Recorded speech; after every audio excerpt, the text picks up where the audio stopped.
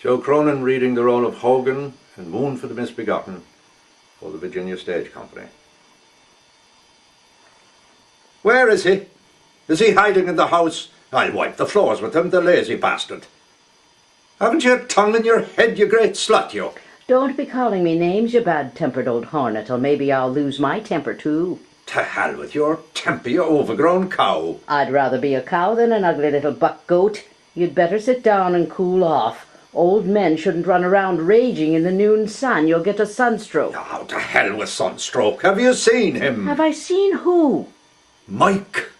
Who else would I be looking for? The Pope? He was in the meadow, but the minute I turned my back, he sneaked off. Well, there's his pitchfork. Will you stop your lying? I haven't said I didn't see him. Then don't try to help him hide from me, or... Where is he? Where you'll never find him. We'll soon see. I'll bet he's in your room under the bed, the cowardly lump. He's not. He's gone, like Thomas and John before him, to escape your slave driving.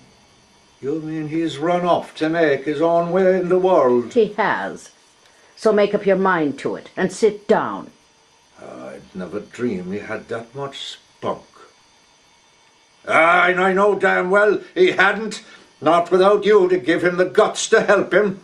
Like the great soft fool you are. Now don't start raging again, Father. You've stolen my satchel to give him, I suppose, like you did before for Thomas and John. It was my satchel, too. Didn't I help you in the trade for the horse when you got the Crowleys to throw in the satchel for good measure? I was up all night fixing the nag's forelegs so his knees wouldn't buckle together till after the Crowleys had him a day or two. Yeah, you've a wonderful way with animals, God bless you. Now, but don't try to change the subject and fill me with blarney.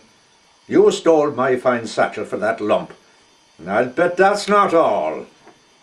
I bet like when Thomas and John sneaked off, you listen, Josie, if you found where I hid my little green bag and stole my money to give to that lousy altar boy, Well, I did. So now what'll you do? Don't be threatening me. You know I'll beat better sense in your skull if you lay a finger on me. A fine curse God put on me when he gave me a daughter as big as strong as a bull, and as vicious and disrespectful. God, look at you standing there with that club. If you ain't the damnedest daughter in Connecticut, who is? And if you ain't the damnedest father in Connecticut, who is? How much did you steal, Josie?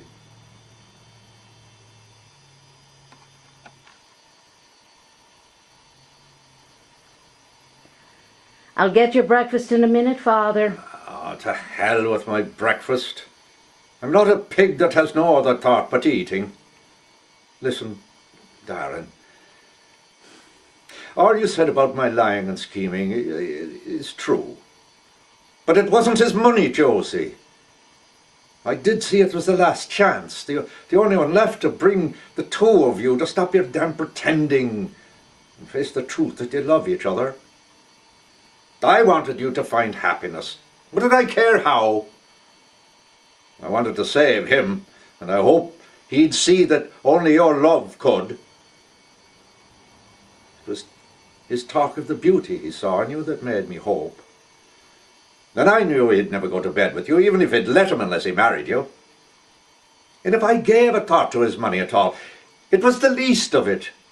And why shouldn't I want to have you live in ease and comfort for change, like you deserve, instead of in this shanty on a lousy farm slaving for me?